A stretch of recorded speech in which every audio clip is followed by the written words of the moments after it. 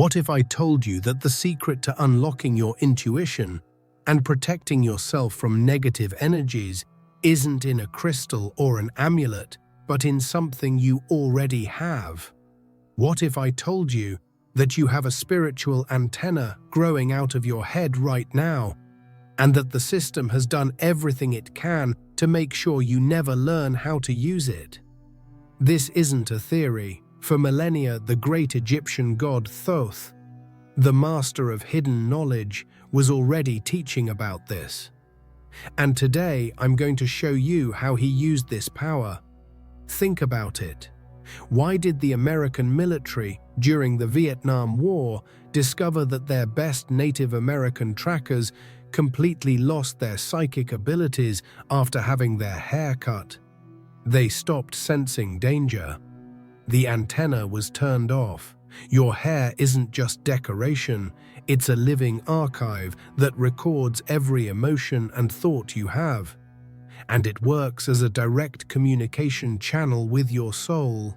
And in this video, I'm not just going to prove this to you, I'm going to give you the exact rituals based on Thoth's teachings, so you can activate this antenna, clear the pain memories trapped in your strands, and create an energetic shield of protection that nothing can break through.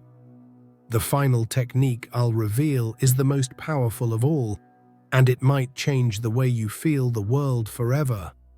If you've ever felt that your hair holds a power you don't understand, comment below. My antenna is on. Separate the earth from the fire, the subtle from the dense, gently, with great diligence. Thoth. Imagine that you're carrying on your head a library of all your experiences, not in words, but in frequencies. Each strand is a book, a vibrational chronicle of your existence. When you subject it to harsh chemical processes or cut it without any intention, you're not just changing your appearance. On a subtle level, you're damaging your files, scrambling your energetic memories. The good news is that this connection can be restored. The first step is to shift your perception to see your hair not as something dead, but as a living, pulsing part of who you are. When you begin to honor your hair, to care for it with intention, something extraordinary happens. It stops being just a passive receiver and becomes an active protector. It starts taking care of you. The vibration it emits aligns with your purest essence, creating a resonance field that repels what doesn't serve and attracts what is in harmony with your soul. You realize you don't need external amulets when you carry on your own body, one of the most powerful talismans that exists. A truth the system works hard for you to forget. This ancestral reverence, however, wasn't based only on faith or superstition. It was grounded in observation and direct experience. The ancients knew the power of hair was real, measurable in its effects. And that wisdom was unexpectedly and disturbingly confirmed in modern times when the American military, during the Vietnam War, made a discovery about the hair of their Native American trackers. A discovery that inadvertently validated one of the best-kept secrets of the priests of ancient Egypt. That secret, kept for millennia by the Egyptian priests, came to light in one of the most unlikely settings: the jungles of Vietnam. The American military, in its search for tactical advantages, recruited Native American trackers, men known for their near-superhuman perception skills. They could sense the presence of the enemy, detect hidden traps, and navigate the terrain with an intuition that defied military logic. They were a secret weapon, and the secret of their power was in plain sight, in their long hair. However, following standard military protocol, these trackers were required to cut their hair, and that's when the unexplainable happened. Their abilities vanished. The same men who once moved through the jungle like spirits now became blind to danger.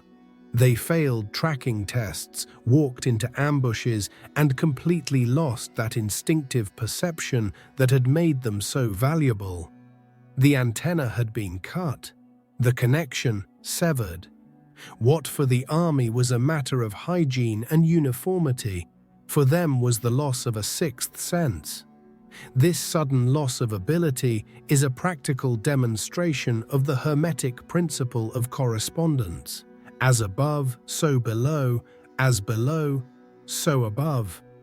Hair, a physical plane element, below, was the direct counterpart of a higher faculty. Intuition, above. By cutting the physical strand, the connection to the subtle antenna was broken. Thoth taught that the human being is a microcosm, a miniature universe. Therefore, a part of your physical body can be the key to accessing a universal law. The loss of the ability wasn't magical. It was the breaking of a direct and functional correspondence. In Hindu tradition, this same wisdom is expressed in another way. Long hair helps retain and direct prana, the vital energy, to the higher brain centers, acting as a collector of solar and cosmic energy. Yogis don't cut their hair because they understand that each strand is a filament that keeps them connected to the universal field of consciousness. The biblical story of Samson, often reduced to a fable about physical strength, is actually a deep spiritual allegory. His hair wasn't the source of his strength, but the seal of his sacred vow, the channel of his direct connection with the divine. When Delilah betrays him and cuts his hair, what she really destroys is not his muscle, but his spiritual bond. He disconnects, fragments, loses access to the source of his power. In many African cultures, this sacredness is so deeply recognized that a person's hair should not be touched by just anyone. Touching someone's hair without permission is like opening an energetic portal, running the risk of absorbing emotions, thoughts, or even negative influences. Hair is a personal sanctuary, and access to it should be granted with awareness. The loss of this psychic ability, therefore, was not an isolated case. Thousands of years earlier, one of the strongest men who ever lived lost all his power, not because his muscles shrank, but because the secret of his strength was tied to a vibrational pact he carried in his hair. And this connection isn't just for receiving power. Your hair also functions like a hard drive, recording every emotion and trauma you go through. That's why alchemists didn't just seek to transmute metals, but also the memories trapped in matter, including those of the body itself. Hair as the guardian of memory and the ritual of rebirth. The alchemists knew that matter holds memory, and your hair is living proof of that. It doesn't just pick up energy like an antenna, it stores it like a silent guardian. Each strand is a vibrational extension of everything you felt, thought, and lived. It's a personal Akashic record, a library of frequencies that tells your story without words. That's why, after a traumatic event or a period of great stress, your hair can feel heavy, lifeless. It's literally charged with the energy of that experience, waiting to be released. Ancient cultures understood this storage function and, for that reason, didn't just care for their hair. They ritualized it. Burning a lock, braiding it with a specific intention, or burying it under the moonlight were not acts of superstition, but energetic engineering. These were secret codes to release emotional burdens, seal the protection field, or mark the beginning of a new cycle. One of the most powerful and universal rituals is cutting hair as an act of mourning or rebirth. In many tribes, when a loved one died, women would cut their hair, not just as a symbol of grief, but as a conscious act of releasing attachment and making space for a new phase. This ritual is a practical application of the first phase of the great alchemical work, the nigredo, the black work. It is the phase of dissolution, of burning away what is impure so that something new and purer can be born. By cutting your hair with the intention of releasing trauma or pain, you are performing an alchemical act of solve or dissolve. You are separating your essence, the raw material, from the impurity, which is the memory of pain. Fire or earth, to which the hair was offered, act as agents of transmutation, returning that energy to its neutral state, exactly as an alchemist purifies a substance in their lab. In ancestral magic, hair was also a powerful element of protection. Braiding it with red threads or specific stones like black tourmaline served to seal the auric field and repel dense energies. Many witches and healers would weave their hair during full moon rituals, not for beauty but to protect their vibration in the days that followed, wrapping their energy in a symbolic shield. In some Andean cultures, even today, children's hair is combed at dawn while power words are spoken. Each gesture carries intention, ordering not just the child's appearance but their energy. Another powerful ritual is combing the hair while chanting a mantra or repeating a sacred affirmation.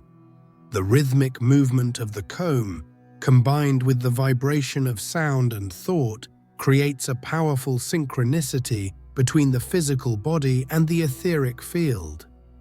It's an act of vibrational programming. If your hair feels heavy, the lunar bath ritual, washing it with water infused with herbs like rosemary or sage and letting it dry under the full moon, promotes deep emotional cleansing. Hair responds to your intention, and turning your care into ritual is an act of energetic sovereignty. But complete dissolution, like cutting, is a drastic measure. For daily protection, initiates of Thoth's mysteries used a much subtler energy sealing technique, a way to weave universal principles into a single, powerful physical structure, creating an invisible shield that accompanied them at all times. That invisible shield, masterfully woven by the initiates, is something we know today in a much simpler form: the braid. At first glance, it may look like just a hairstyle, an aesthetic choice dictated by fashion. But for ancient cultures, and for those who still hold the memory of the soul, the braid is an act of everyday magic. It is a sacred symbol that protects, seals, and aligns the energy field. Braiding hair is not simply weaving strands, it's weaving intentions, uniting thought, emotion, and will into a single act of power. In many shamanic traditions, braiding the hair before a ceremony or spiritual journey was as essential as preparing the altar. The braid acted as a vibrational knot, a seal that prevented the leakage of vital energy and at the same time blocked the entry of unwanted external influences. It was an invisible armor, a personal force field. In ancient Europe, wise women, midwives, and healers would braid their hair at dawn, not out of vanity, but as an act of psychic protection. They knew their work exposed them to dense energies, and the braid was their shield. The three-strand braid is the physical manifestation of the principle of gender and the sacred trinity present in traditions like the Egyptian one, with Osiris, Isis, and Horus. The braid unites the masculine principle, which is intention and will, the first strand, with the feminine principle, which is intuition and receptivity, the second strand, to generate a third element, manifested protection and order, the third strand. Braiding the hair, from this perspective, is a daily ritual for balancing the masculine and feminine poles within oneself, creating a cohesive and protected inner reality. In Africa, many traditional braids go further, following complex geometric and spiritual patterns. They can represent life paths, symbols of fertility, resistance, or the connection with ancestors. In this context, braided hair is not decoration, it is encoded energetic identity. In India, some Hindu traditions teach that a woman who does not braid her hair leaves her energy scattered, open to all kinds of influence. That's why in sacred rituals and festivals, the hair is carefully gathered and braided, often adorned with flowers and oils, in a gesture that is an offering to the soul. You can use this knowledge as a personal ritual. If you're going through a moment of inner chaos or anxiety, sit in silence and begin to slowly braid your hair. As you do, visualize that you're organizing your thoughts, aligning your emotions, and sealing your decisions. In more advanced protection rituals, the braid can be reinforced with red threads or drops of essential oils like sandalwood or myrrh. But pay attention, hair is intimate, and a braid made with intention is delicate. Touching it without permission can disrupt the energetic work. But the union of the Trinity can be encoded in even more complex ways.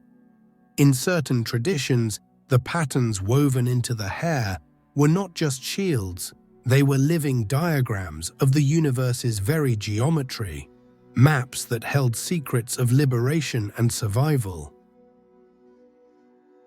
The alchemy of water and the comb, deep emotional cleansing. Those maps woven into the hair reveal deep wisdom, but there is a cleansing ritual as powerful as it is simple, requiring no complex codes, just the union of two primordial elements, water and intention. There is something profoundly ritualistic about the act of combing one's hair. Although you do it every day, there are moments when the gesture becomes different, intense, necessary. Combing is not just detangling strands, it's detangling emotions, organizing energy, and cleansing the auric field. And when you add to this gesture the oldest and most purifying element in the world, water, the result is pure alchemy. Since time immemorial, water has been seen as a portal of cleansing and rebirth. It doesn't only wash the physical body, it purifies energy, memories, and stagnant emotions. That's why the most sacred rituals across all cultures, from Christian baptisms to pagan moon baths, feature water as the main element. When we combine this purifying power with the intimate act of combing, we transform a simple bath into an act of emotional transmutation. Every pass of the comb becomes a channel that removes what's heavy, what hurts, what vibrates low. The tension that builds up in the scalp, a place so often neglected, begins to release. And with it, obsessive thoughts, worries, and energetic knots of the soul are also freed. Wise women recommend this ritual during moments of deep pain, breakups, losses, grief. Nothing sophisticated is needed, just a comb, warm water, and your full presence. You can add a few drops of lavender or chamomile essential oil to the water and begin combing from the roots with slow movements, breathing deeply. As you comb, visualize yourself smoothing out your emotions, that each strand is being freed from what no longer belongs to you. To enhance the ritual, do it in front of a mirror with a lit candle. Look at your reflection with tenderness, as if you're caring for your most wounded self, or your future self who has already healed. In that moment, you are doing true magic. Water also holds memory, and you can program it. Before you begin, hold the water in your hands and say what you want to release, what you need to cleanse. Let it touch your hair like the hands of the divine. This ritual has no gender, because the soul has no gender. Anyone who understands its essence can access this deeper dimension of energetic self-care. There are pains no medicine can cure, but which dissolve with water, touch, silence, and a comb. You've just learned how to recalibrate your spiritual antenna. Now, let's amplify the signal. There is a way to turn this ritual into a conscious act of programming your reality, using a power trinity that the Egyptian magicians mastered to manifest their desires into the physical world. The Egyptian magicians' trinity of power teaches us that every act is a declaration to the universe. And there's something rarely spoken. Everything you do with your body programs your energy. Your hair, as antenna, memory, and symbol, is no exception. Cutting it, straightening it, dyeing it, ignoring it. These are not just aesthetic decisions. They are vibrational declarations, choices that shape your energetic field without you even realizing it. Every time you cut your hair without intention, you may be interrupting an internal cycle that hasn't consciously ended yet. Every time you dye it with harsh chemicals without love, you might symbolically be covering up emotions that are asking to come to light, suffocating the authentic expression of your soul. And every time you touch it with anger or shame, frustrated with your appearance, you are silently sending a message of rejection to your own being. These small actions, repeated day after day, create a frequency, an energetic signature that attracts matching experiences into your life, reinforcing disconnection. The system knows this, not in an open way, but intuitively. That's why it promotes constant hair modification, encouraging change, submission to trends, imitation. When you are disconnected from your natural expression, from your unique energetic signature, you become more manipulable, more distant from your essence, and more vulnerable on a subtle level. Think about spiritual control rituals in certain military orders, strict boarding schools, re-education centers.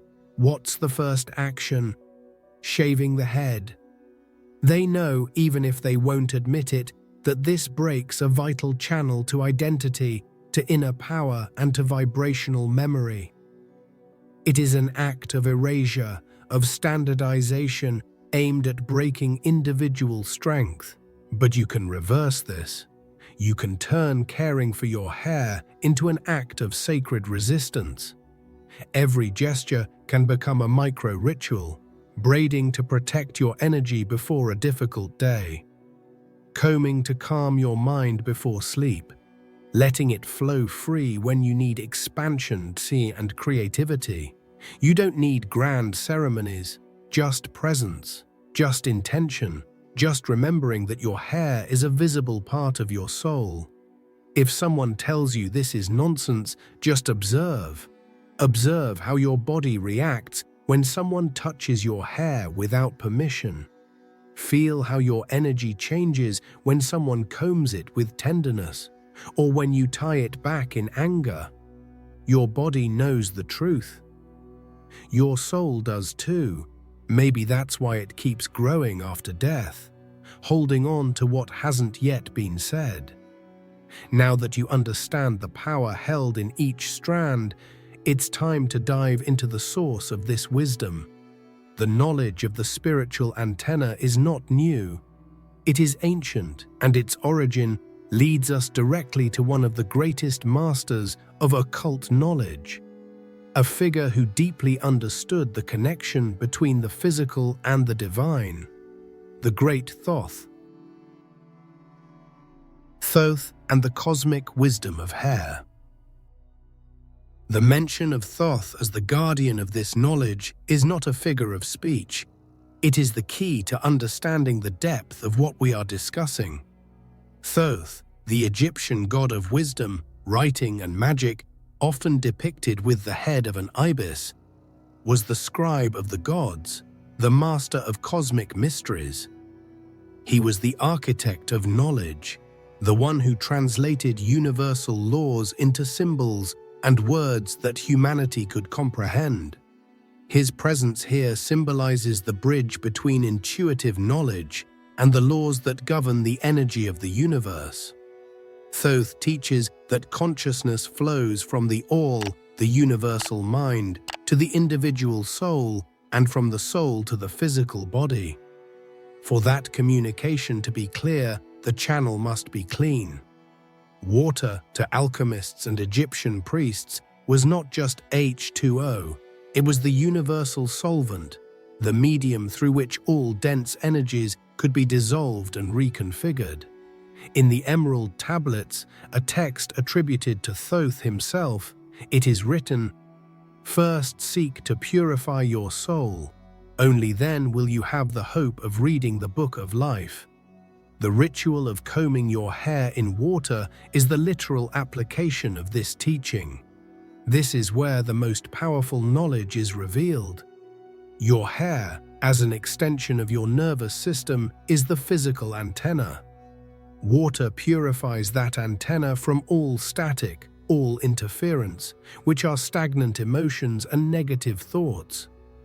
The act of combing with intention, which is your focused will, directs the flow of energy. This is how your soul communicates. When the antenna is clean and calibrated, the whispers of the soul, your intuition and innate wisdom, can finally be received with clarity. You are not just physically cleansing yourself, you are performing an act of spiritual calibration. You are tuning your receiver to pick up the highest frequencies of your higher self and the universe. Thoth's wisdom is not in complex texts, but in the practical application of universal laws. He taught that truth is coded in everything around us, waiting to be decoded. The understanding of hair as an extension of the soul and a receptor of subtle energy is, therefore, a fragment of that universal knowledge that Thoth embodied. The association of hair with the spiritual antenna, then, aligns perfectly with the esoteric principles he represented. He was the master of divine communication, and hair is one of our most direct channels. Understanding this is reclaiming a spiritual technology that was given to us at birth. It is remembering that we are not separate from the cosmos, but intrinsically connected to it through every fiber of our being, including every strand of hair growing from our heads. You have just learned how to calibrate your antenna to clear the communication channel with your soul. Now, let's amplify the signal. There is a way to turn this cleansing ritual into a conscious act of programming your reality, using a power trinity that Egyptian magicians and priests mastered to manifest their desires in the physical world. The power trinity of the Egyptian magicians teaches us to go beyond cleansing and enter the field of conscious creation. Understanding hair as an antenna takes us to a new level of self-care, where every gesture becomes a sacred micro-ritual. Intention is the key. Hair meditation, for example, can become a powerful practice. Sit under the sun and visualize each strand turning into a golden fiber, absorbing sunlight and channeling that energy directly into your brain and every cell of your body, revitalizing your entire being. The use of essential oils such as sandalwood, myrrh, or frankincense not only nourishes the hair physically, but elevates its vibration. Anointing the ends of your hair with these oils before meditating or sleeping turns your antenna into an even more effective conductor of subtle energies and messages from your higher self. This is the principle of mentalism in action. All is mind, the universe is mental. By performing this act, you are creating a microcosm of the universal creation process, using your mind to project a new reality into your own energy field. The practice of the alchemical trinity is the direct application of this. Sit in front of a mirror, which represents the universal mind reflecting itself. Light a candle whose flame symbolizes divine will and transmutation. And as you slowly comb your hair, repeat an affirmation, a new truth you want to anchor. Your word is the logos, the sound that gives shape to creation. In that moment, you are imitating the Creator, programming your subconscious and your energetic field with a new frequency. Beyond rituals, the way you handle your hair in daily life is crucial. Letting it flow freely in moments of creative expansion allows energy to move without restriction. Braiding it before an important meeting or a difficult conversation helps to focus and protect your energy. The act of cutting your hair, when done with the intention of closing a cycle after inner healing, becomes a powerful rite of passage, a declaration to the universe that you are ready for the new. Honor and respect for your hair are fundamental. Speaking to it, thanking it for its protection, recognizing it as a living and sensitive part of your being. All of this activates its power. It's not about vanity, but about acknowledging the sacredness of your own body. Each of these practices strengthens your connection to the divine, making your antenna stronger, clearer, and more attuned to the wisdom of the cosmos. Now that you know how to use universal laws to program and protect yourself, you must understand how those same laws can be used to control you. There is a reason why the first step in subjugating an individual, in breaking their spirit, is always a direct attack on the antenna, an act meant to disconnect them from their own soul. Hair and the soul, an unbreakable connection. The attack on the antenna, the forced shaving of the head, is the deliberate inversion of sacred knowledge. It's the application of the principle of polarity, which states that everything has its opposite. The same knowledge that can be used for liberation, connecting to the higher self through the hair, can also be used for enslavement, by removing the hair to disconnect the individual from their source of power. The system, consciously or unconsciously, promotes the negative polarity, disconnection, uniformity, and the loss of spiritual sovereignty, leaving the individual vulnerable to external programming. The relationship between hair and the soul is a deep mystery, but their connection is unbreakable. The fact that hair is the only part of the body that continues to grow after death is a silent testimony to its link with something that transcends physical existence. It is the last thread that connects us to matter, storing the memories, emotions, and experiences of a lifetime. It acts as a vibrational record of the soul's journey, a chronicle that doesn't fade with the final breath. When hair is treated with reverence and intention, it becomes a mirror of spiritual health. It reflects vitality, harmony, and inner clarity. Its sensitivity to external energy, the way it can stand on end in certain situations or feel heavy in dense environments, is a constant reminder that we are interconnected beings, both influencing and influenced by the universal energy field. We are not isolated. We are part of a cosmic web of vibrations.